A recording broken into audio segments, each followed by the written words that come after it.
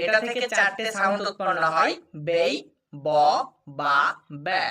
তো আমরা এটাই বুঝতে পারি না কোথায় বেই উচ্চারণ করব, কোথায় ব উচ্চারণ করব, কোথায় বা উচ্চারণ করব আর কোথায় বা ব্যা উচ্চারণ করব। চলো আজকে আমাদের ইংরেজি রিডিং শেখার 17 নাম্বার ক্লাস। চলো আজকে খুব সহজ নিয়মে এগুলোকে আয়ত্ত করে নিই। বি এ এরপর ড্যাশ ই থাকলে বেই উচ্চারণ হবে। নিয়মটা ভালোভাবে বুঝো। বি এ এরপরে ড্যাশ ই, এই ড্যাশের মধ্যে যে কোনো কনসোনেন্ট থাকতে পারে আর ব্যতীত। ভালোভাবে মাথায় রাখতে হবে, আর ব্যতীত এই ড্যাশের মধ্যে যে কোনো কনসোনেন্ট বসতে পারে। যদি এভাবে ওয়ার্ডটি থাকে তাহলে সেই ক্ষেত্রে আমরা বেই উচ্চারণ করব। চলো উদাহরণ ফলো করি। দেখো আমাদের স্ক্রিনে একটা ওয়ার্ড দেখতে পাচ্ছি বি এ। এরপরে দেখো ড্যাশ এর জায়গায় কিন্তু কে কনসোনেন্টটি বসেছে এবং শেষে দেখতে পাচ্ছি ই রয়েছে, তাই এখানে আমাদেরকে বি এ এর উচ্চারণ করতে হবে বেই। আর কে ই ক উচ্চারণ হবে, শেষে ই থাকলে সেই ই সাইলেন্ট হয়ে যায়, তো এটা উচ্চারণ হবে বেক, মানে শুকনো উত্তাপে রান্না করা। নেক্সট ওয়ার্ড দেখো আমাদের স্ক্রিনে চলে এসেছে।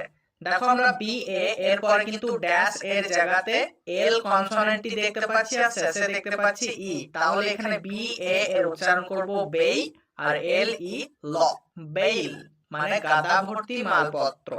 এই উদাহরণটা একটু ভালোভাবে লক্ষ্য করো। এখানে আমরা বি এ এর পরে কিন্তু ড্যাশ এর জায়গাতে বি কনসোনেন্টটি খুঁজে পাচ্ছি আর দেখো শেষে পাচ্ছি ই লেটারটি, সেই জন্য আমরা এটা উচ্চারণ করব বেই।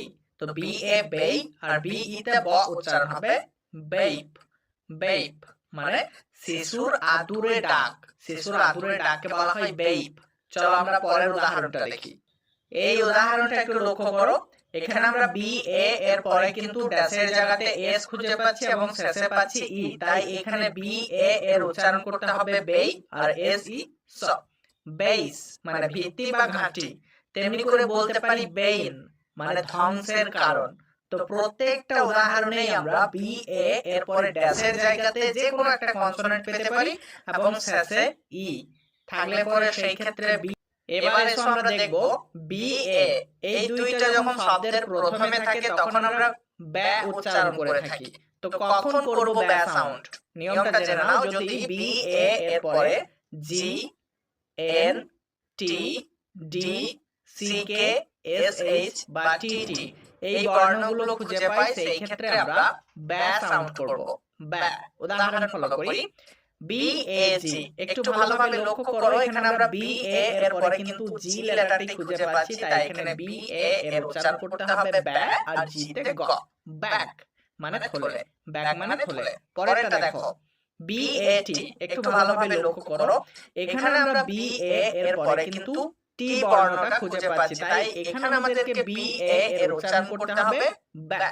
তো বি এ ব্যা টি তে ট, ব্যাট, মানে খেলার ব্যাট। বি এ ডি, একটু ভালোভাবে লক্ষ্য করো। বি এ এর পরে ডি বর্ণটা খুঁজে পাচ্ছি, তাই এখানে বি এ এর উচ্চারণ করতে হবে ব্যা আর ডি তে ড, ব্যাড, মানে খারাপ। বি এ সি এ এর উচ্চারণ করব ব্যা আর সি কে তে পরে আমরা সি কে বর্ণ খুঁজে পাচ্ছি, সেই জন্য আমরা বি এ এর উচ্চারণ করব ব্যা আর সি কে তে ক, ব্যাক, মানে পিছন। তেমনি করে বলা যাবে ব্যাস, মানে ধাক্কা। ঠিক তেমনি করে দেখো ব্যাটার, মানে সজোরে আঘাত করা, ব্যাটল, মানে যুদ্ধ, ব্যান্ড, মানে দল, ব্যাংক, মানে ব্যাংক। প্রত্যেকটা উদাহরণের মধ্যে আমরা বি এ এর পরে হয় টি টি খুঁজে পাচ্ছি, না হলে আমরা এন খুঁজে পাচ্ছি, সেই জন্য আমরা এখানে বি এ এর উচ্চারণ করছি ব্যা। এবার এসো আমরা জানবো শব্দের প্রথমে কিছু কিছু জায়গাতে বি এ এর উচ্চারণ হয়ে যায় বা, বা। তো কোথায় করতে হবে এসো আমরা এটা নিয়মের মাধ্যমে আয়ত্ত করে নিই। যদি বি এ এর পরে আর, টি এইচ বা এল এম থাকে, এই বর্ণগুলো খুঁজে পেলেই সেখানে আমরা বি এ এর উচ্চারণ করব বা। উদাহরণ ফলো করি। বার, একটু ভালোভাবে লক্ষ্য করো। এখানে বি এ এর পরে আমরা আর বর্ণটি খুঁজে পাচ্ছি, এই জন্য বি এ এর উচ্চারণ করতে হবে বা, বার, মানে খিল। ঠিক তেমনি করে বলা যাবে বাপ, বাপ, একটু ভালোভাবে লক্ষ্য করো। এখানেও বি এ এর পরে কিন্তু আর বর্ণটি খুঁজে পাচ্ছি, তো এই জন্য বি এ এর উচ্চারণ করতে হবে বা, বাপ। এখানে কিন্তু আর সাইলেন্ট হয়ে যাবে, বাপ, মানে কটূক্তি। বাট, বাট, একটু ভালোভাবে লক্ষ্য করো। এখানেও বি এ এর পরে আর রয়েছে, সেই জন্য বি এ এর উচ্চারণ করতে হবে বা। বার্ড মানে কপি, বাঘ, বাঘ মানে বাকল, বাথ মানে স্নান করা, বাম দম। একটু ভালোভাবে লক্ষ্য করো, আমরা প্রত্যেকটা বি এ এর পরে হয় আর পাচ্ছি, না হলে টিএইচ পাচ্ছি, না হলে এল এম পাচ্ছি, সেই জন্য আমরা বি এ এর উচ্চারণ করছি বা।